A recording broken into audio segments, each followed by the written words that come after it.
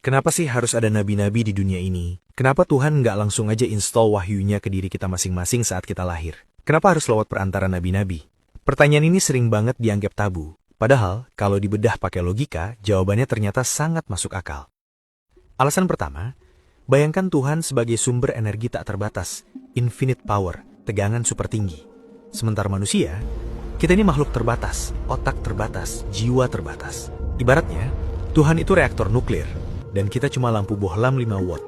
Sekarang bayangkan, arus dari reaktor nuklir langsung disambungkan ke bohlam tanpa adapter. Apa yang terjadi? Meledak, hangus, sistem gagal total.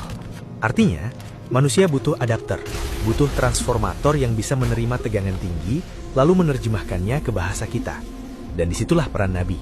Manusia terpilih yang hardware jiwanya sudah siap. Mereka menerima wahyu, lalu menyampaikannya ke kita dalam bentuk yang bisa dipahami.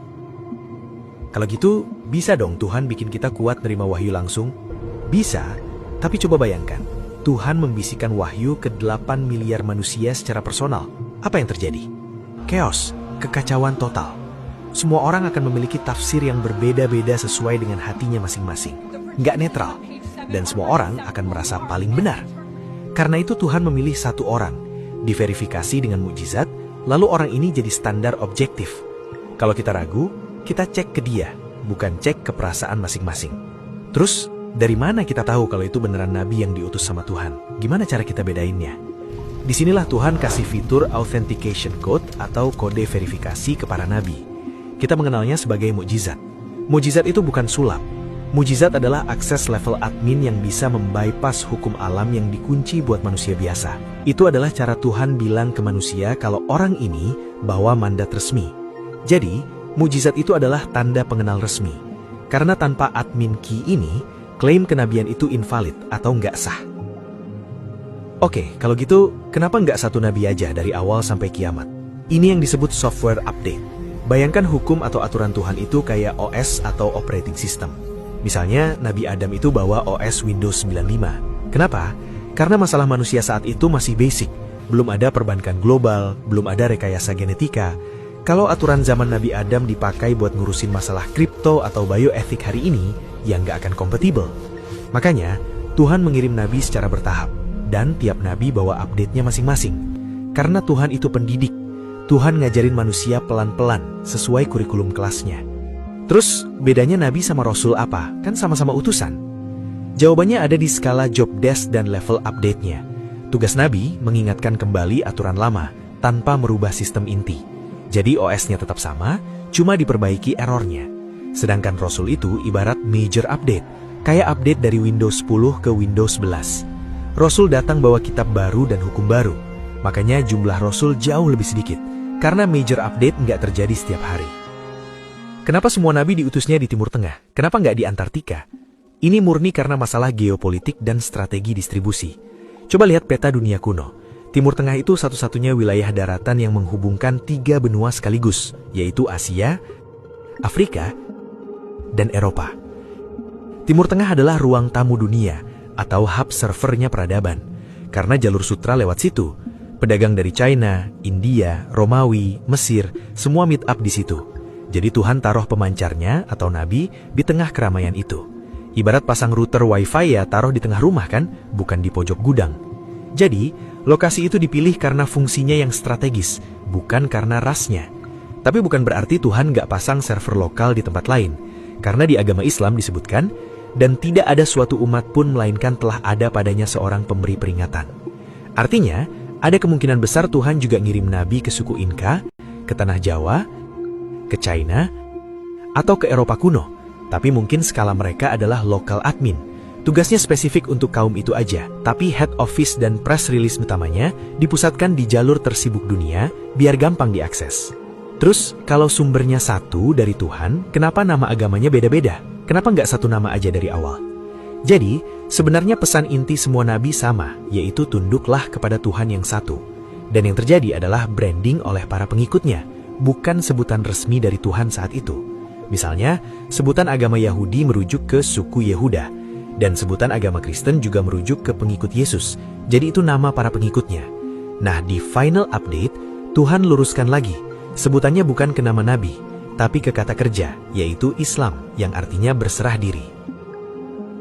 Kalau emang sistemnya software update, terus kenapa update-nya berhenti di Nabi Muhammad? Padahal zaman makin gila. Jawabannya ada di konsep final release dan data integrity.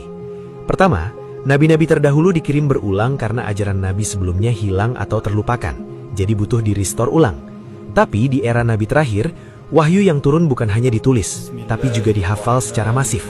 Al-Quran dijaga dengan sistem blockchain manual, dihafal miliaran orang dengan persis sama. Karena itu, source code-nya masih murni dan terjaga. Itu adalah tanda kepercayaan Allah Subhanahu wa Ta'ala kepada intelektualitas manusia akhir zaman. Yang kedua adalah kedewasaan manusia. Ibarat orang tua mendidik anak, waktu balita harus dituntun tangannya. Tapi ketika anak sudah dewasa, orang tua cukup kasih prinsip dasar atau core values. Sisanya, gunakan akalmu. Nabi Muhammad SAW sebagai nabi dan rasul terakhir nggak bawa aturan teknis kaku untuk setiap hal kecil, tapi membawa prinsip universal. Karena Allah Subhanahu wa Ta'ala menganggap akal manusia sudah cukup matang untuk melakukan ijtihad atau mengambil prinsip dari Al-Quran lalu menerapkannya ke masalah modern pakai logika. Jadi dengan bekal manual terlengkap yaitu Al-Quran dan contoh terbaik yaitu sunnah, manusia sudah bisa lulus untuk mengelola hidup dan buminya dengan akal sehat. Terus, validasinya apa kalau kitab Al-Quran yang berumur 1400 tahun ini masih kompatibel dengan masalah modern kayak kripto, AI, atau mental health? Yang pertama, Al-Quran itu jenius karena tidak bicara teknis kaku, tapi bicara algoritma. Contoh, Al-Quran nggak ngomongin jangan main Bitcoin, tapi Al-Quran kasih rumus, jangan transaksi yang mengandung ketidakjelasan atau horor, demi masa depan yang lebih cerah, dan judi atau maisir. Rumus ini bisa dipasang atau di-apply ke sistem mulai dari barter unta zaman dulu sampai ke sistem blockchain hari ini. Yang kedua, teknologi boleh berubah dari pedang ke nuklir, tapi usernya, yaitu manusia, speknya nggak berubah. Manusia masih punya ego, hawa nafsu, keserakahan, dan kecemasan yang sama dengan orang zaman dulu. Al-Quran itu manual untuk menata jiwa manusia, bukan cuma menata alatnya. Selama manusianya masih punya hati, obatnya masih relevan. Yang ketiga, ada banyak ayat yang dulu dianggap kiasan ternyata baru terbuka kuncinya sekarang. Contohnya soal embriologi, expanding universe atau semesta mengembang, sampai garis edar matahari. Ini semacam hint yang membuktikan kalau penciptanya Allah udah tahu masa depan bakal kayak gimana. Jadi Al-Quran relevan bukan karena dia buku sains, tapi karena memuat peta navigasi yang fundamental. Zaman bisa berubah, tapi arah utara dan selatan di kompas gak pernah berubah. Yang keempat, Al-Quran itu rahmat untuk alam semesta, karena sapaannya adalah wahai manusia atau ya ayyuhan nas. Kalau kitab terdahulu, sapaan utamanya sangat spesifik untuk kaum tertentu. Ini adalah transisi dari sistem exclusive membership menjadi open public access. Sistem ini bukan dongeng, tapi sebuah rancangan manajemen kehidupan yang jenius. Gimana menurut kalian? Coba diskusi di kolom komentar ya.